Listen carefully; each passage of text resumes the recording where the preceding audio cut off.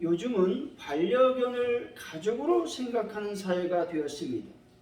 가족 사진을 찍으러 갈 때 반려견을 데리고 가서 함께 찍습니다. 그리고 반려견 장례식장도 있습니다. 화장을 해서 낙골당에 모셔두기도 합니다. 반려견들은 이제 가정의 한 구성원으로 살아가게 되었다는 것이죠. 그러다 보니 인간과 강아지들 간의 문제들도 발생하게 됩니다. 개는 훌륭하다라고 하는 TV 프로그램이 있는데 거기에서 인간과 강아지가 함께 살아가면서 일어나는 많은 문제들을 살펴보고 그 행동을 교정해주는 프로그램입니다.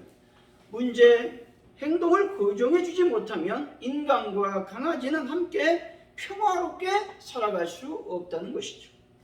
강아지를 훈련시키는 데 있어서 제일 먼저 하는 훈련이 무엇인지 아십니까? 바로 기다려 훈련입니다. 기다려 훈련은 문제가 있는 강아지뿐만 아니라 모든 강아지들이 인간과 더불어 살아가기 위해서 배워야 되는 훈련인 것입니다. 훈련은 단순합니다. 먼저 먹을 것을 손에 넣고 강아지에게 냄새를 맡게 합니다. 근데 주지는 않습니다. 그리고 손바닥을 펴서 기다려라고 명령을 하는 것이죠. 성질이 급하거나 강아지가 인간보다 더 서열이 높다고 생각하는 강아지는 기다리지 못합니다. 그래서 계속해서 먹을 것을 빼앗어 먹으려고 한다는 겁니다. 심한 경우에는 주인을 공격하기까지 하는 겁니다. 그러나 주인은 바로 가장 기초가 되는 이 훈련을 강아지에게 성공시켜야만 함께 평화롭게 살아갈 수 있는 가장 기본을 갖출 수 있게 되는 것입니다. 만약 강아지가 주인의 명령을 참고 기다리면 주인은 잘했다 칭찬하면서 보상을 해주죠. 먹을 것을 준다든지 간식을 주게 됩니다. 강아지는 기다리면 먹을 것을 얻을 수 있게 된다는 단순한 진리를 깨닫게 되는 것이죠. 기다리면 좋은 일이 내게 일어나는구나 하는 것을 깨달은 강아지는 그 다음으로 자기 절제와 주인의 말에 복종하게 된다는 것입니다.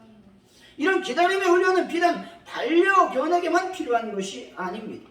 우리 인간에게도 매우 필요한 훈련인 것이죠. 기다리지 못하면 우리들은 아무것도 얻을 수가 없게 되는 겁니다. 우리는 지금 이 순간 주님을 간절히 기다려 찾는 또 만나는 대림절 기간을 보내고 있습니다. 그냥 주어진 시간을 흘려 보내는 것이 아니라 주님을 어떻게 하면 찾을까? 어떻게 하면 만날까? 여러분 간절히 소망하면서 하루하루를 보내시길 바랍니다. 그래서 올해는 주님을 만나는 놀라운 은혜 역사가 여러분의 삶에 임하기를 원합니다. 대림절이 시작된 지 벌써 3주차를 맞이하고 있습니다. 교회력은 대림절을 시작으로 오기 때문에 한 해의 시작을 알리는 의미가 대림절에 있다는 것이죠. 대림절에 사용하는 예전색은 기다림을 뜻하는 보라색으로 강단의 휘장 또한 목사님들의 어떤 스톨 이 모든 것들이 보라색으로 바뀌게 되는 것이죠. 대림절을 기다린다는 의미가 있는데 어떻게 기다리느냐? 공항이나 기차역에서 곧 오실 즉 귀중한 손님을 어떤 마음으로 초조한 마음으로 기다린다라고 하는 의미가 담겨 있습니다. 기다림의 의미로 강단에 4개의 보라색 초를 밝히고 성탄에는 흰색의 초를 밝히게 되는 것이죠. 대림절 초는 주일마다 하나씩 3초의 불을 붙이게 됩니다. 그 빛은 예수 그리스도를 상징합니다. 뿐만 아니라 우리가 가야 될 길을 예수 그리스도께서 앞서서 인도한다라는 의미도 담겨 있다는 것입니다. 특별히 아기 예수님을 맞이한 우리들의 마음은 이제 어떤 것에도 물들지 않았음을 보여주는 의미도 있다는 것이죠. 대림절 첫 번째 주일은 부서질을 깨어 기다려야 하는 교회가 종말론적인 자세를 강조하며 불을 붙이게 됩니다. 두 번째 주일은 구세주의 오심에 회개하도록 촉구하며 불을 밝히는 겁니다. 세 번째 주일은 구세주께서 오시는 날이 가까이 왔으니 기뻐하라고 촉구하는 불을 밝히는 것입니다. 네 번째 주일은 예수님의 탄생의 예고와 그분이 누구인지를 밝히는 의미로서 촛불을 밝힌다라는 겁니다. 이러한 절기를 지키는 것은 단순히 예수님의 탄생을 기억하려는 데 있지 않습니다.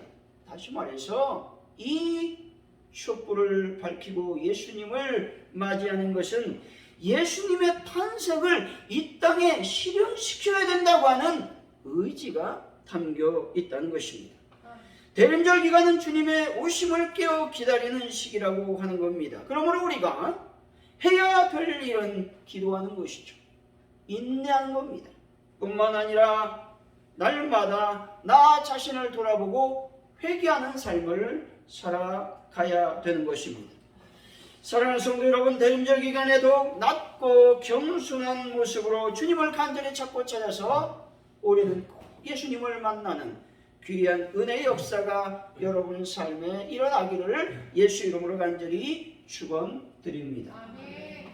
오늘 말씀 전 이사야 34장은 애동으로 상징되는 악한 세상에 대한 하나님의 종말론적 심판에 대해서 예언하고 있는 말씀입니다.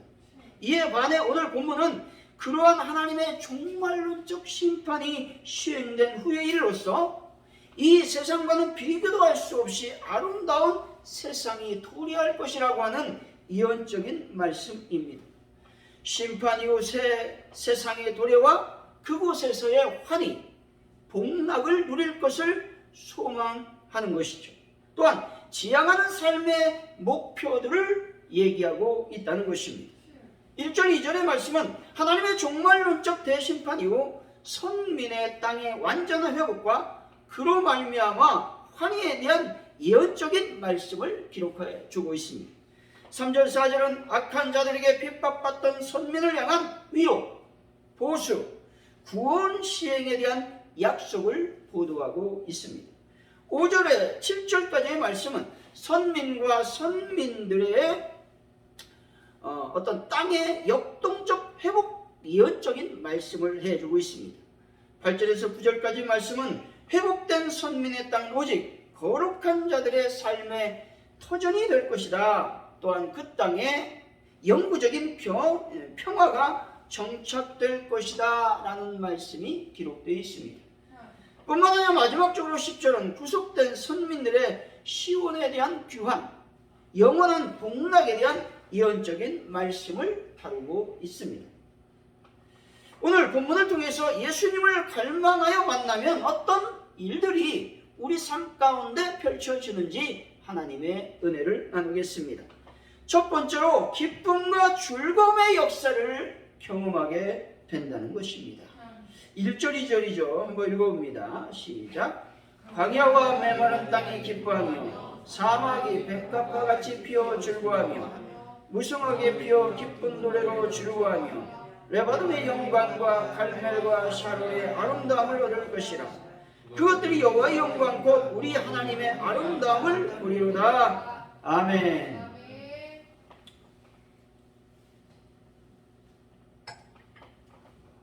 광야와 메마른 땅이 기뻐한다고 말씀하고 있는 겁니다. 여러분, 광야에서 여러분 기뻐할 수 있겠습니까? 기뻐할 수 없다는 겁니다. 또 메마른 땅에서 여러분 즐거움을 얻을 수 있겠습니까? 얻을 수가 없다는 겁니다. 광야와 메마른 땅은 척박한 땅입니다. 때문에 고통이 따르는 겁니다. 뿐만 아니라 여러분, 물이 없어 갈증을 느낄 수밖에 없는 곳이 이와 같은 땅이라고 하는 것이죠. 기쁨과 즐거움은 어디에도 찾아볼 수 없는 곳이 광야와 메마른 땅인 것입니다. 여기서 사막이라고 하는 말은 이스라엘 백성들이 바벨론 포로를 끝내고 유다 땅으로 귀환하는 길에 경유하게 되는 시리아 사막을 이 문자적으로는 의미합니다. 근데 영적으로는 사막은 성도들이 통과해야 될 죄 많은 이 세상을 암시합니다. 다시 말해서 죄로 말미암아 하나님의 은혜가 떠나 어떠한 선한 것도 낼 수 없는 척박하고 소망이라고는 조금도 찾아볼 수 없는 메마른 인간의 심령을 의미하는 것입니다. 타락하여 죄를 범한 인간의 심령의 본래의 상태는 그 어떤 선한 것도 낼 수 없는 것이죠. 소망이 없습니다. 오직 악한 것들만 낼 수밖에 없다는 겁니다. 즉 어디와 어떤 것과 같다? 광야와 사막과 같다고 말씀하고 있는 것입니다. 요한 웨슬리라고 하는 목사님은 목회자 집안에서 태어났습니다. 어릴 때부터 경건한 가정교육을 잘 받아서 목회자로서의 헌신을 하게 됩니다. 26살에 성직 안수를 받으시고 33살에 미국으로 선교사를 떠나게 됩니다. 이때까지 그의 삶에는 거침이 없었습니다. 자신감이 차올랐다는 겁니다. 그런데 이곳에서의 선교 생활은 만 2년 6개월 만에 완전히 실패하고 말았습니다. 도망치듯 영국으로 복귀하게 되는데 비전도 열정도 실력도 다 산산조각이 나고 말았습니다. 이제 그는 믿음과 신분, 즉 자신이 하나님의 아들, 하나님의 자녀라고 하는 영적 신분마저 고민해야 됐던 것입니다. 1738년 3월 4일에 이렇게 일기를 썼습니다. 하나님의 크신 능력 안에서 우리가 신앙이 없다는 것을 분명히 깨닫고 우리를 구원받게 해줄 믿음이 부족하다는 것을 절감했습니다. 즉시 이런 생각이 내 머리를 스쳤습니다. 설교를 그만두어라. 너 자신이 믿음이 없는데 누구에게 설교를 할 수 있겠는가? 그의 5월에는 나는 월요일, 화요일, 수요일 내내 마음이 무겁고 우울했습니다. 근데 수요일을 별로 마음이 내키지 않았지만 예배에 참석하게 되었습니다. 그때 무토의 로마서 주석을 읽고 있었습니다. 그런데 내 마음이 이상하게 뜨거워짐을 느꼈습니다. 나는 구원받기 위하여 오직 그리스도만을 믿어야 된다고 느꼈습니다. 뿐만 아니라 주님께서 내 모든 죄를 씻으시고 나를 죄와 사망의 법에서 구원하셨다는 확신이 생겼습니다. 이때부터 웨슬리 사면은 누구도 막을 수 없는 강력한 성령의 역사가 일어나게 되었던 것이죠. 세상을 바꾸는 힘, 곧 성령의 능력이 웨슬리 목사님과 함께 하셨습니다. 그러면서 그는 이렇게 말했습니다. 난 온 세계를 나의 교구로 생각합니다 라고 선포했다는 것이죠. 이 말은 무슨 말이겠습니까? 내가 세계 어느 곳에 가서 있을지라도 구원의 기쁜 소식을 기꺼이 들으려는 모든 사람들에게 선포하는 것이 온당한 것입니다. 나에게 허락된 의무라고 생각합니다 라는 뜻인 것이죠. 웨슬리 목사님 목회자였고 첫 출발 전 의욕이 넘치는 선교를 시작했습니다. 그런데 미국에서의 선교는 처참한 실패로 돌아갔고 그로 인해서 우울하고 마음이 답답했습니다. 다시 말해 웨슬리 목사님은 선교의 실패로 인한 광야와 사막을 경험했던 것입니다. 그런데 이런 소망이 없고 촉박한 목회 사역의 광야와 사막에서 그는 벗어났던 것이죠. 벗어났을 뿐만 아니라 그는 하나님의 상상할 수 없는 능력과 복음의 소식을 전하게 되었다라는 겁니다. 이렇게 될 수 있었던 것은 그분의 성령의 새롭게 하심을 경험했기 때문에 그렇습니다. 하나님의 영광을 보았기 때문에 그렇다라고 하는 것입니다. 2절이죠. 한번 읽어봅니다. 다시 한번 읽어보겠습니다. 2절 시작. 무성하게 피어 기쁜 노래로 즐거워하며 레바논의 영광과 갈멜과 샤론의 아름다움을 얻을 것이라. 그것들이 여호와의 영광 곧 우리 하나님의 아름다움을 보리로다. 아멘.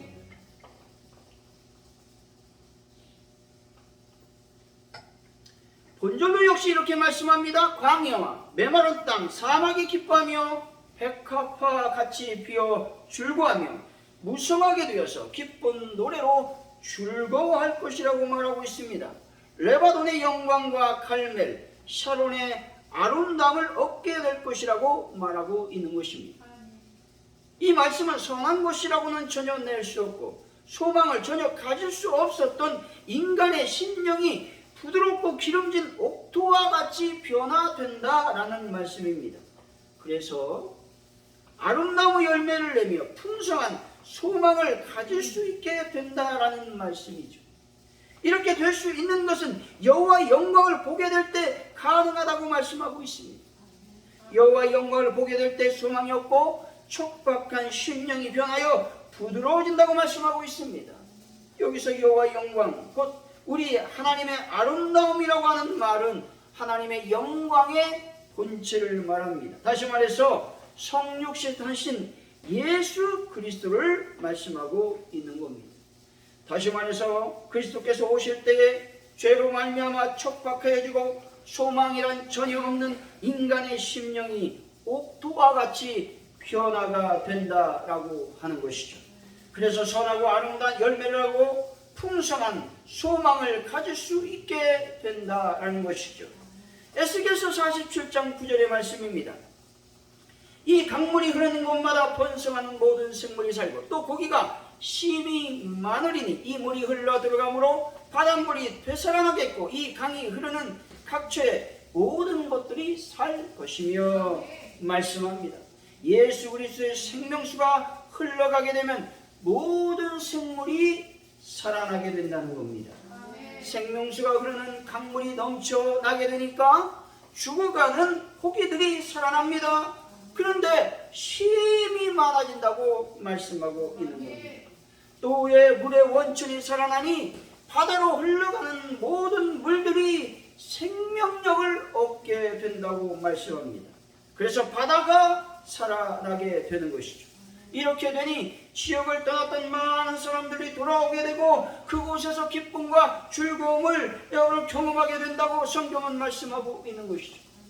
이와 같이 누구든지 그리스도를 영접하여 믿기만 하면 그의 심령에는 하나님의 은혜의 담비, 다시 말해서 성령님이 부어지게 된다는 겁니다. 그리하여 척박한 사막과 같은 심령이 아름다운 열매를 맺게 되는 것이죠. 또한 광야와 메마른 땅 같은 우리의 삶의 현실이 바꿔지는 놀라운 역사가 일어나게 된다는 겁니다. 사막과 같은 우리의 심령도 예수님께서 능히 변화시키실 것이고 또 새롭게 해주신다는 겁니다. 낙심의 자리, 절망의 자리, 죽음의 자리, 걱정의 자리가 있다 할지라도 예수 그리스도 안에서 새 희망이 생기는 것입니다. 여러분, 하나님의 영광의 광채이신 예수님을 바라보셔서 찾아 만나시기를 바랍니다.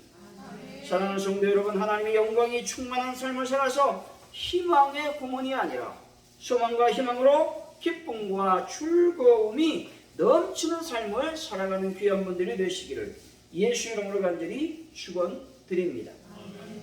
둘째로, 흔들리는 심령이 굳세어진다고 말씀하고 있는 것입니다.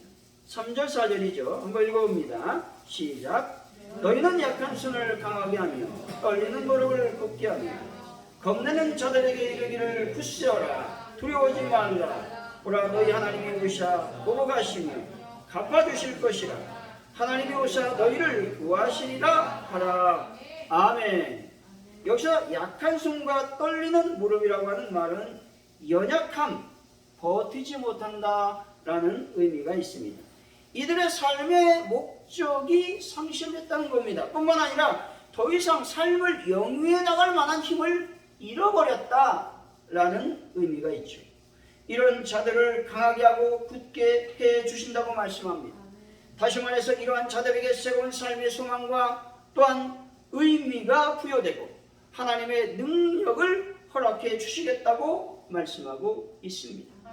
하나님께서 가까이 오신다고 말씀하죠. 하나님께서 너무 멀리 있습니다. 왜 나에게 가까이 오지 않습니까? 라고 말하는 자들에게 하나님께서 가까이 가겠다, 그래서 너희를 구해주겠다 말씀하고 있는 것입니다. 굳세어라, 두려워하지 말라, 너희를 구하시리라 말씀합니다. 여러분들은 하나님의 자녀들입니다. 흔들리는 마음을 붙잡고 굳세시길 바랍니다. 두렵고 떨리는 마음을 뒤로하고 담대한 마음을 소유하시기를 바랍니다. 어떤 분이 미국 캔자스에서 일하고 있었는데, 캔자스는 자기 직장이고 또 이 펜실베니아라고 하는 그곳에 자기 집이 있습니다. 그래서 시간이 되면 한 달에 한 번, 두 달에 한 번 이렇게 가는 시간이었는데, 마침 크리스마스가 되어서 가족과 친구들과 아주 멋진 일주일을 보내게 되었습니다. 그래서 이제 다음 날 캔자스로 돌아가는 전날 밤이었는데 잠을 잘 수가 없는 겁니다. 다시 비행기를 타고 돌아가야 되고 가족을 떠나서 그곳에 가서 혼자 지내야 된다는 생각을 하니까 잠이 오지 않은 거예요. 걱정이 되는 겁니다. 염려, 또 걱정, 또 근심이 내 마음을 차지하니까 뜬 눈으로 침대에 누워 있었다는 겁니다. 근데 마침 바로 옆에 이 경건서적 하나가 있었습니다. 그래서 그는 생명의 말씀처럼 매일매일 어떤 말씀을 적어놓는 그런 책이었는데, 그날 하나님께서 주신 놀라운 말씀을 읽게 되었다는 겁니다. 그래서 그 말씀을 읽으면서 하나님의 위로를 얻게 되었다는 것이죠.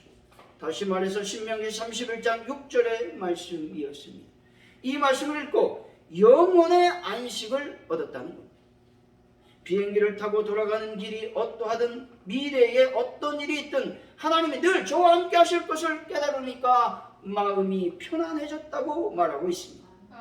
아내와 더불어 가족들과 물리적으로 떨어져 지내야만 되는데 함께 있는 시간이 그리워지리라고 하는 사실도 알고 있었습니다. 그러나 하나님이 늘 나와 함께 계시며 나를 결코 버리지 않는다라고 하는 사실을 믿게 되었다는 것이죠.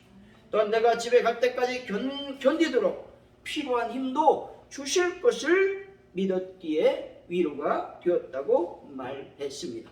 신명기 31장 6절의 말씀은 이렇습니다.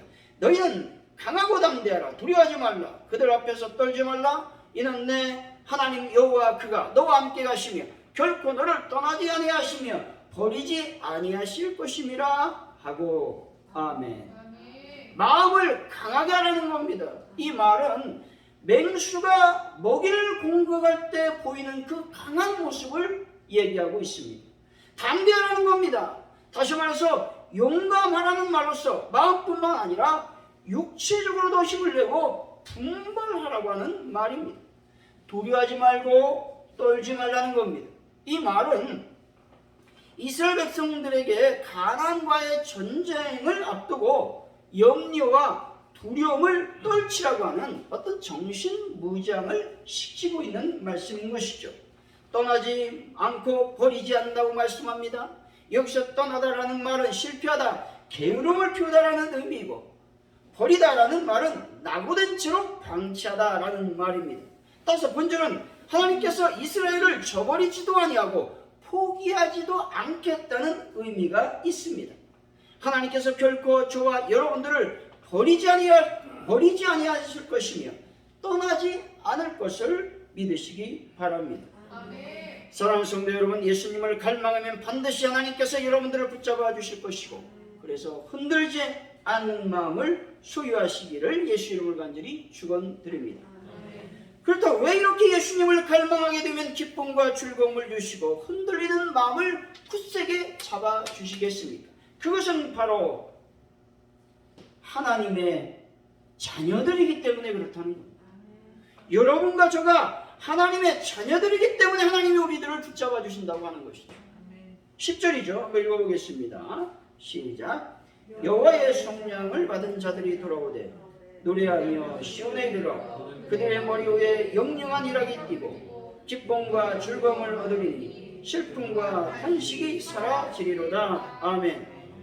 여호와의 성령함을 받은 자들이 돌아온다고 말씀합니다. 여기서 성령함을 받았다라는 말씀은 다른 말이 아니라 예수 그리스도의 구속함을 받았다. 다시 말해서 예수님을 나의 구주 나의 하나님으로 영접했다. 그래서 영적인 이스라엘이 되었다라고 하는 말씀인 것이죠. 하나님의 자녀들이기 때문에 주님을 갈망하여 만나면 놀라운 은혜의 역사가 여러분 삶에 펼쳐지게 된다라는 것들을 말씀하고 있는 것입니다. 결론적으로 말하면 예수님을 갈망하면 기쁨과 즐거움, 흔들리지 않는 마음을 허락해 주신다고 말씀하고 있는 것입니다. 사랑하는 성도 여러분, 대림절 기간에 예수님을 간절히 찾고 찾아서 만나시기 바랍니다. 그래서 기쁨과 즐거움이 넘치는 하나님의 성탄을 맞이하시기를 예수 이름을 간절히 축원드립니다. 기도합니다. 하나님 아버지 감사합니다. 우리가 예수님을 갈망하여 만날 수 있도록 인도하여 주시옵소서. 그래서 하나님 기쁨과 즐거움이 넘치며 흔들리는 마음이 굳세어질 수 있도록 복을 도하여 주옵소서. 감사합니다. 예수님의 이름으로 기도하옵나이다. 아멘.